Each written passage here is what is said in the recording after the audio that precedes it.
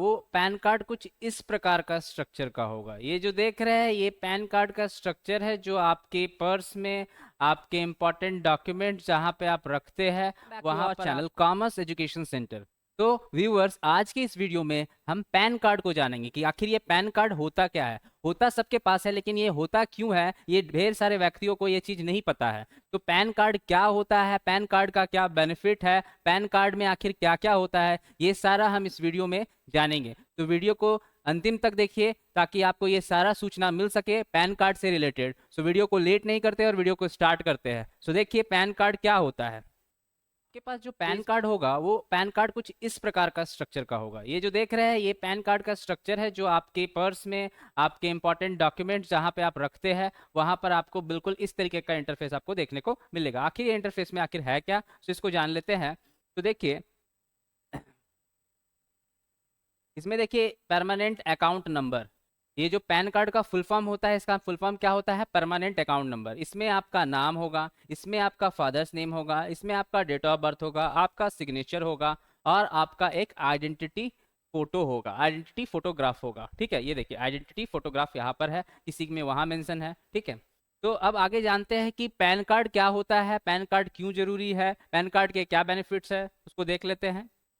तो देखिए pan card क्या है, तो इसका फुल फॉर्म मैंने बताया, परमानेंट अकाउंट नंबर। जो हम टैक्स भरने के लिए, बैंक में खाता खुलवाने के लिए, इन्वेस्टमेंट करने के लिए और भी हम एक्स्ट्रा काम करने के लिए पैन कार्ड का यूज करते हैं। ठीक है, तो इसमें देखिए इसमें एक पैन नंबर होता है जो पैन नंबर से मैंने आपको अवगत कराया, जिससे कोई भी कार्ड धारक या कोई भी कार्ड होल्डर जो ये कार्ड को होल्ड करता है उसका पहचान हो सकता है। आइडेंटिटी प्रूफ के लिए आप इसको इस्तेमाल कर सकते हैं। जैसे आधार कार्ड को आइडेंटिटी प्रूफ के लिए इस्तेमाल किया जाता है, उसी तरह पैन कार्ड को भी हम आइडेंटिटी प्रूफ के लिए इस्तेमाल कर सकते हैं। ठीक है, तो पैन कार्ड नंबर जो होता है वो व्यक्ति को टैक्स और इन्वेस्टमेंट में हेल्प करता है। ठीक है, इसीलिए पैन कार्ड का जो नॉलेज है वो होना आपको बहुत ही इंपॉर्टेंट है। अब देखते हैं कि जो पैन कार्ड होता है इसका जो स्ट्रक्चर होता है इसको कौन कौन अप्लाई कर सकता है। मतलब ये ये जो पैन कार्ड है ये कौन कौन व्यक्ति इसको अप्लाई कर सकते हैं। कोई भी व्यक्ति जो इंडियन सिटीजन हो वो कर सकता है, कोई भी माइनर इसको कर सकता है, नाबालिग, कोई भी छात्र।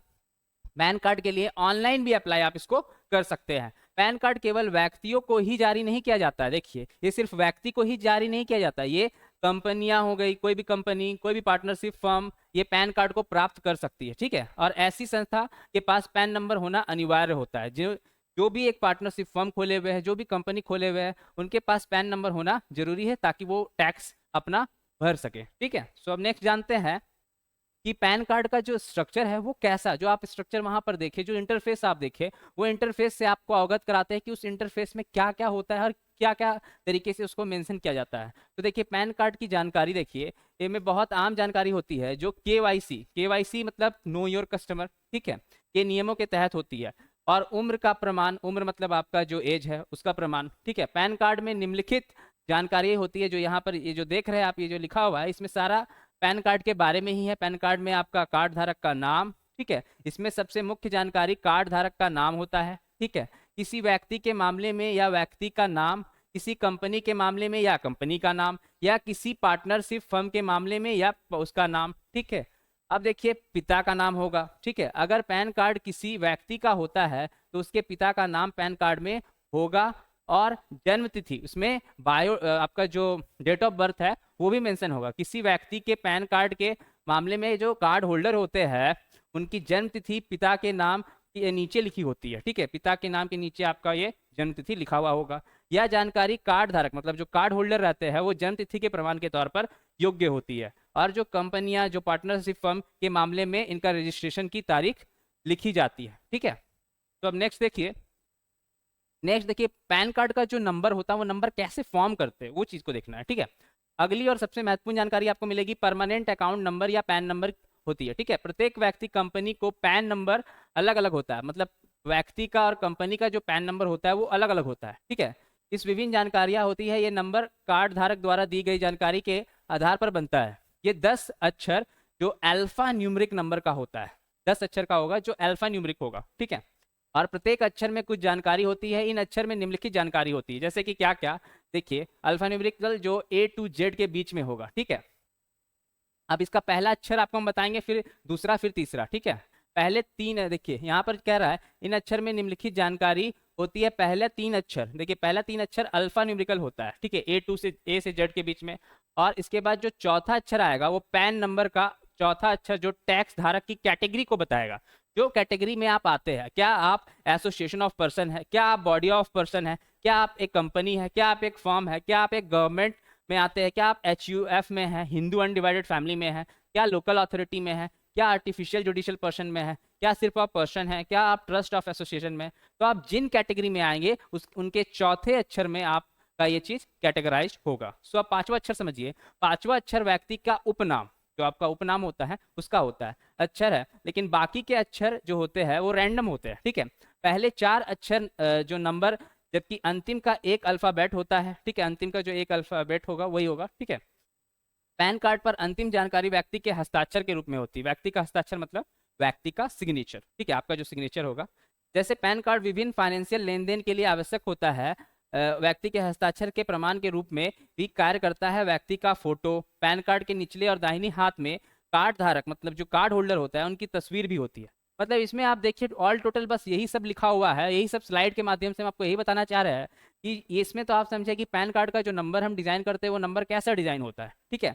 और इसमें आप ये समझे कि पैन कार्ड का नीचे में हस्ताक्षर होगा, बगल में फोटोग्राफ होगा, ये सब इंपॉर्टेंट चीज होता है जो पैन कार्ड में आपको देखने को मिलेगा, ठीक है। अब नेक्स्ट देखिए पैन कार्ड से आखिर बेनिफिट क्या है, यही तो एक असल मुद्दा है कि पैन कार्ड से आखिर हमको बेनिफिट क्या है।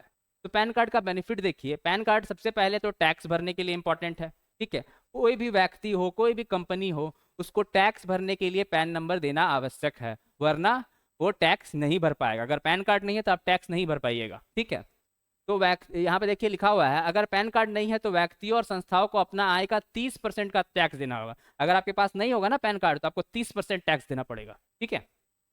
चाहे आप किसी भी टैक्स स्लैब में आए, ठीक है, कोई भी टैक्स स्लैब में आप आएंगे तो आपको 30% टैक्स देना ही पड़ेगा, ठीक है। इसीलिए हमको पैन नंबर की आवश्यकता होती है। अब दूसरा देखिए कोई भी बिजनेस फॉर्म्स ऑफ आप ऑर्गेनाइजेशन में है तो आपको वहां पर बिजनेस रजिस्ट्रेशन में इसका जरूरत होता है पैन कार्ड का। चाहे आप कंपनी में है, चाहे आप पार्टनरशिप फॉर्म में है, चाहे आप हिंदू अनडिवाइडेड फैमिली में है, या कोई अन्य में है, कोई अन्य संस्था में है, या कोई अन्य ऑर्गेनाइजेशन में आप है, ठीक है। तो आप किसी में भी रहिए आपको पैन कार्ड चाहिए बिजनेस का रजिस्ट्रेशन करवाने के लिए, अन्यथा आप बिजनेस का रजिस्ट्रेशन लीगल तौर से नहीं कर सकते हैं। अब देखिए फाइनेंशियल लेन देन, फाइनेंशियल ट्रांजेक्शन के लिए भी ये बहुत इंपॉर्टेंट है, ठीक है।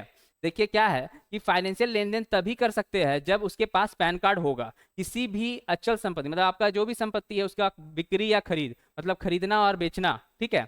देखिए जिसका मूल्य 5 लाख से और उससे अधिक हो, उस किसी दो पहिया वाहन को छोड़कर किसी भी वाहन की बिक्री या खरीद, किसी भी बैंक में 50,000 रुपए से अधिक की राशि जमा करना, 50,000 रुपए मूल्य या उससे अधिक के ब्रांड को खरीदना, भारत के बाहर धनराशि निकालना, विदेश यात्रा के लिए किया गया खर्च, अगर ऐसे खर्च 25,000 रुपए से अधिक है तो आपको फाइनेंशियल लेन देन के लिए ये चीज जरूरी है। मतलब कोई भी फाइनेंशियल ट्रांजैक्शन अगर आप करते हैं तो वहां पर आपको जो है पैन कार्ड का रिक्वायरमेंट पड़ेगा। चाहे वो पैन कार्ड का रिक्वायरमेंट, चाहे वो पैन कार्ड का जो ट्रांजैक्शन है वो कैसा भी हो, वो पैन कार्ड का ट्रांजैक्शन जैसे कि मैंने यहाँ पे बताया आपको वो किसी भी तरीके का हो सकता है और उसका जो 25,000 रुपए से अधिक है तो, ठीक है। अब देखिए उपयोगिता कनेक्शन के लिए भी पैन कार्ड का जरूरत है। जैसे जो भी घर पे मम्मी लोग है, बहन लोग है, जो भी घर पे जो फैमिली मेंबर्स है उनको भी पैन कार्ड के बारे में नॉलेज लेना बहुत ही इंपॉर्टेंट है। अगर उनको ये चीज़ नहीं पता होगा तो उनको भी भविष्य में फ्यूचर में दिक्कत हो सकता है। तो देखिए उपयोगिता कनेक्शन के बारे में क्या कह रहा है कि देखिए आपको पोस्टपेड मोबाइल में फ़ोन कनेक्शन लेना है तो उसमें ज़रूरत होगा, LPG कनेक्शन लेना है तो उसमें दिक्कत होगा, बिजली कनेक्शन मतलब अगर आपको लाइट फैसिलिटी नहीं है, इलेक्ट्रिसिटी फैसिलिटी लेना है तो वहाँ ज़रूरत हो सकता है, इंटरनेट लगवाना है तो भी ज़रूरत हो सकता है। तो पैन कार्ड जो काम आता है हर एक फीचर के लिए, मतलब पैन कार्ड को समझिए एक यूनिवर्सल कॉन्सेप्ट है। अगर आप इसको नहीं यूज़ करते हैं, नहीं लिए हैं, नहीं बनवाया है तो आप इसको बिल्कुल बनवा लीजिए, क्योंकि ये आपका आर्थिक स्थिति को आपको आर्थिक स्थिति आपका कमज़ोर हो सकता है। अगर आपको आर्थिक स्थिति अपना कमज़ोर नहीं करवाना है तो आप पैन कार्ड बनवाइए और अपने फाइनेंशियल ट्रांजेक्शन्स को सही अंजाम दीजिए, ठीक है। आप इसमें देखिए और भी वैकल्पिक आईडी है जो आपको आपके पास होना चाहिए, जैसे कि आपका ड्राइविंग लाइसेंस, वोटर आईडी, ये सब आपके पास होना चाहिए जो बैंक खाता खुलवाने के लिए हेल्पफुल होता है, ठीक है। तो हमारा ये वीडियो पसंद आया होगा कि पैन कार्ड क्यों बनवाना ज़रूरी है। तो अगर हमारा ये वीडियो आपको पसंद आया तो आप इसको लाइक कीजिए, शेयर कीजिए और सब्सक्राइब कीजिए। और जाते जाते हम आपको ये बोलेंगे, ये एक मोटिवेशनल लाइन के साथ प्रेरित करेंगे, जीवन से बड़ा कोई विद्यालय नहीं है। मतलब अगर आप जीवन जी रहे हैं तो उससे बड़ा कोई विद्यालय नहीं है। कठिनाइयों से बढ़कर कोई परीक्षा नहीं है। जो भी कठिनाइयां आप फेस कर रहे हो उससे बड़ा कोई परीक्षा नहीं हो सकता है। ठीक है। समय से बड़ा कोई शिक्षक नहीं। तो